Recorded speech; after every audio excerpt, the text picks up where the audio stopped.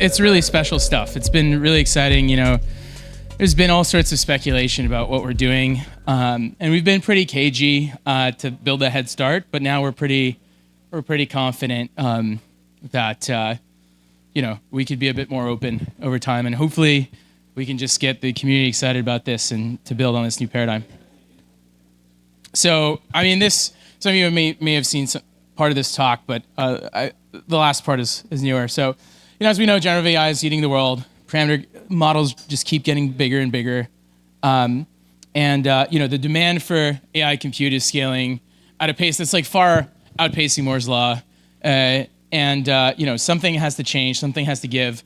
Right now, as we know, like scaling laws, like you could just keep using more compute, keep using more data, and the performance is just going to get better. And that's kind of driving energy demand through the roof. People are building nuclear reactors to try to power AI supercomputers, and they think we're just going to build bigger supercomputers with more GPUs and more nuclear reactors, and this is going to be the way forward to scale AI to beyond human level AI. Unfortunately, right, like we can't just scale down our compute. We can't just densify compute with traditional approaches. So unfortunately, it's the end of Moore's law, however you cut it, for deterministic computation. And fundamentally, that's because as you try to make your transistors smaller or use less charge, less power, you get into a regime where there's sort of jitter, like with your signal, right? Essentially, there's so few electrons, they start hopping across the transistor, and that's a problem. It makes your electronics sort of stochastic or random, right? Your transistors, sometimes they're on, sometimes they're off, and that's a problem for classical computing architecture. So we basically are fucked in the mid-2030s. We're going to hit a sort of wall, and that's the thermal wall. And so we got to do something. But there is hope because there exists a sort of very stochastic computer out there that's very performant for AI and all sorts of algorithms that's very energy efficient, and that's our brains. And our brains, they're running a 100 trillion parameter model, and they're only using like 20 watts. And you compare that to GPUs, they're about 100 million times denser and more, 100 million times more energy efficient.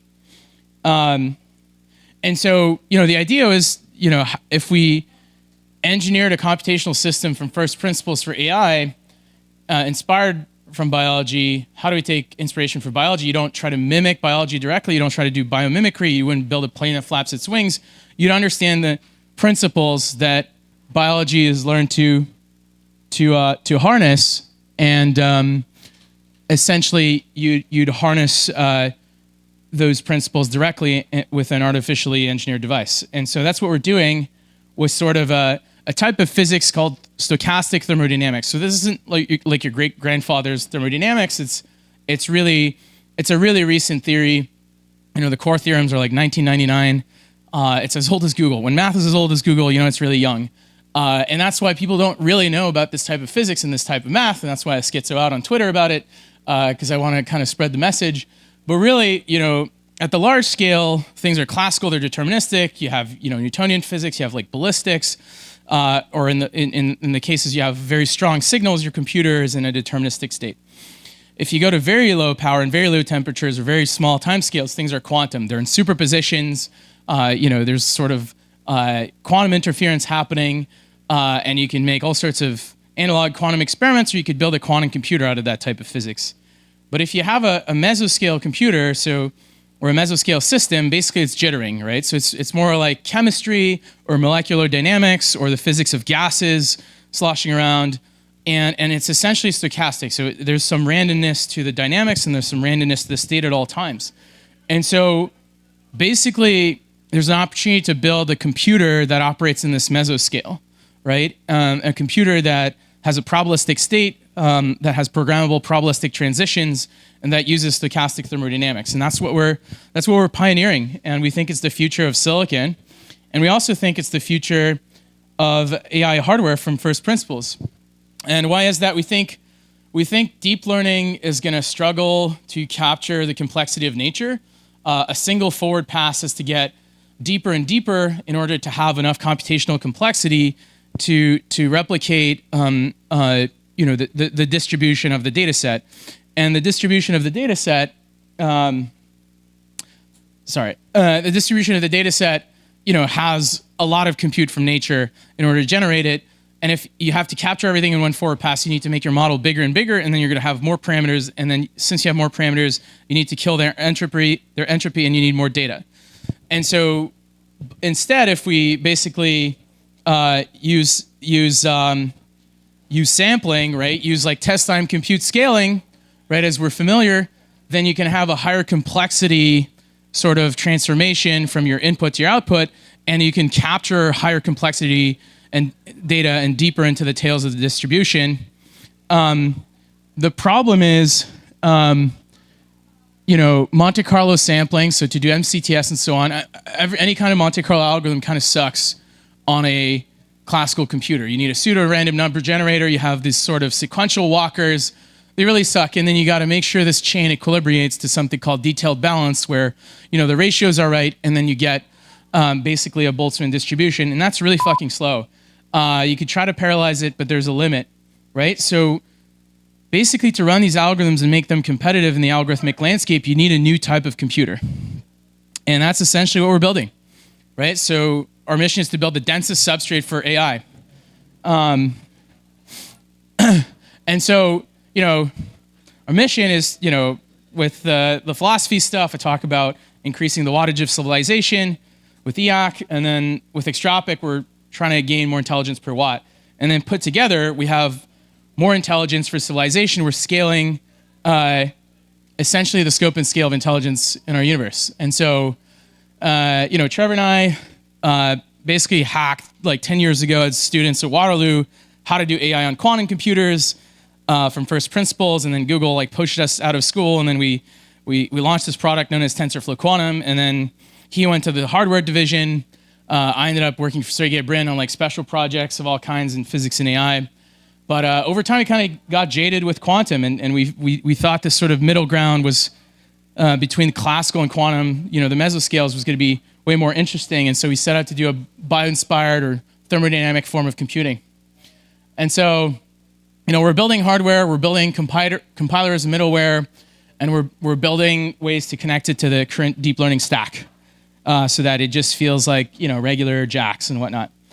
What sort of primitives are we using on this computer? Well, our primitive of choice is like EBMs, or energy-based models, right? Which are programmable Boltzmann distributions. They're pretty clean because you parameterize this energy landscape. So essentially, we create this potential in which the electrons dance, and by just weighting, having this parameterized landscape, so we have a parametric shape. By just weighting, eventually, the red dots can represent electrons in this landscape that's, we controlled with voltages. Eventually, it equilibrates and gives you a distribution. And then because it's an exponential, you can actually get all sorts of nice learning rules that don't necessarily require backprop, such as contrastive learning rules, and there's all sorts of learning rules like this. Right? It's similar to like Geoffrey Hinton's forward algorithm. And so you could train this machine to do machine learning by contrastive learning, and we've done that with some small devices and some bigger ones. Essentially, neural nets came from energy-based models. They came from, looking at averages of layers of Boltzmann machines, right? That's what the 2024 Nobel Prize was for, and that's when deep learning really started. And so we're kind of going back, we're returned, we're going back to where neural nets came from, and doing these primitives in hardware and software. In terms of applications, I don't have to explain what probabilistic inference can do. It could do most things. It's a superset of deep learning. There's all sorts of cool early day applications. And year and a half ago, we posted our first experiment online. We got cooked pretty hard. It was good. But really, for us, it was like, okay, can we even create a programmable electron diffusion device and show we can run basic algorithms on it, and how the hell would we program it? And basically our learnings from taking quantum computing tech, running it basically 100 times hotter, allowed us, this was like our breadboard prototypes. So, we rented this lab in Canada. Everything was rented. And we did some first experiments, and now we're kind of sitting on the paper, and we're going to put it out basically after we launch our first silicon product.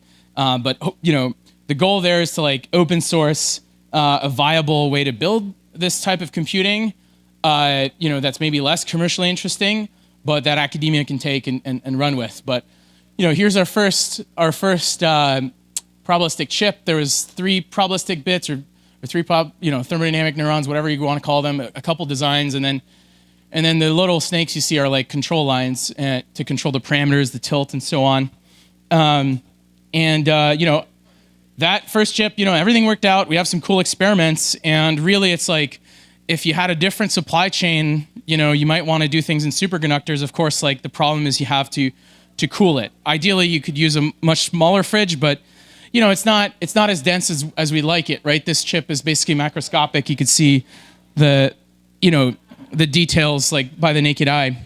And so what we had to do, the reason we gave a shit was that, people are like, there's like these crazy, like this crazy space-like race to have the most efficient or the biggest transformer possible. And our theory was like, if we open source it, then maybe the governments will race to build a crazy superconducting supercomputer to have the most energy efficient transformer. And so, we mapped how to break down a transformer and its operations into superconducting thermalization physics. And then we did some benchmarks. I think those lines are out of order. It's like the legend's messed up, but the problem, this is just simulations, right? It's you scaled to a freaking room-sized computer of this type. It would be crazy, right? Like the energy efficiency gains are like insane. They're like 10 million X plus, right? 100 million X plus.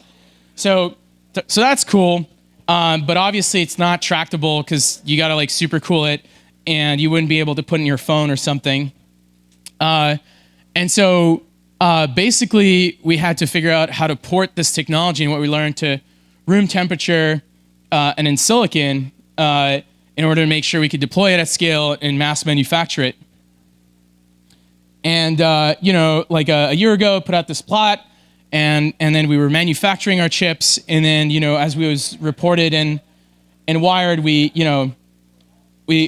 successfully created a bunch of new primitives in silicon. There's probabilistic bits. There's other silicon primitives in there.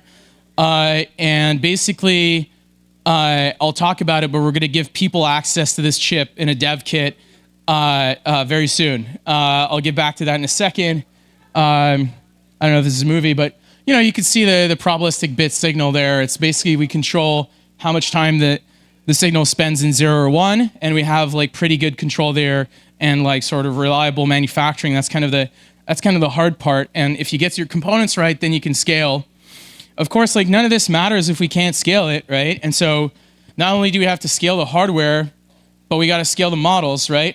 And so how are we going to scale the hardware? So this is like, this is our game plan. So 1,000x year over year, number of degrees of freedom. So we start off with 3 probabilistic neurons or probabilistic bits. We have 300 components, probabilistic degrees of freedom on the new chip, and then we're designing a chip that's coming out next year with in the order of millions, right? And so, we're scaling this. Thank you. No tweeting this yet. Eyes only, please. No leaking. You gotta also scale the algorithms, right? So, there's a paper from Google called Denoising Recovery Likelihood. It's like chaining EBMs to replace diffusion models and using like 100 times less steps, right? And so basically we like supercharge that algorithm for our hardware. And so the next slide, you're gonna see 1,000th of this chip, this next chip. We simulated it running the algorithm, and you could basically do what we call denoising thermodynamic models in a way that's much more efficient. DDPM is like a diffusion model. The circles are running on GPU and the X's are running on our computer. Again, this is in simulation. But essentially, it's, if you run a cheap algorithm, it's 1,000x better. If you run an expensive algorithm, it's like 100 million x more energy efficient. And this is sort of the number of joules you need, how much energy per sample. And so you could have, more generation, more throughput in parallel, or overclock in time using more energy. But yeah, this was, I think, for CFAR. And so, yeah, I mean, this is pretty exciting. Like, we're designing this, and we're gonna, have it next year from the manufacturer, and you could run some pretty interesting algorithms on it. And so, I'm really excited to, finally be able to give people early access to the software and some of the hardware. So, people ask us like when the dev kit will be ready and when they'll be able to like experiment with thermodynamic computers. And essentially it's this summer. So summer 2025. Yeah, let's go. And got the chip right here. So we're packaging it into a dev kit. And essentially you're going to be able to have it on your desk and just plug it in your computer with Ethernet and start hacking. And so, people thought it would take us 10 years or 20 years. They're dismissing us. And we were cooking. So I wouldn't sleep on this, okay? I just wouldn't sleep on this. And if you want to start hacking with Thermo computers, email me, sign up for the dev kit on the website, and please email me. Like anybody in the SF hacker community, like we definitely want to get some dev kits out. The first dev kit, it's a toy. It's basically, you could do some toy models of what you want to do and scale up. But the next chip is serious, is the bigger brother, and we're going to keep scaling beyond that. And, this is like, for me, it's been like a really long journey through physics and 10 years through physics-based compute to derive from first principles where algorithms and computing is going. And we have a lot of conviction about this. And, seeing our thesis get proven out, at a theory and component level, experiments, and now benchmarks, it's been really validating, but it's really the beginning of the journey. But honestly, I think it's going to change everything. So, sleep on it at your own risk. But yeah, come talk to me after. Thanks, everyone.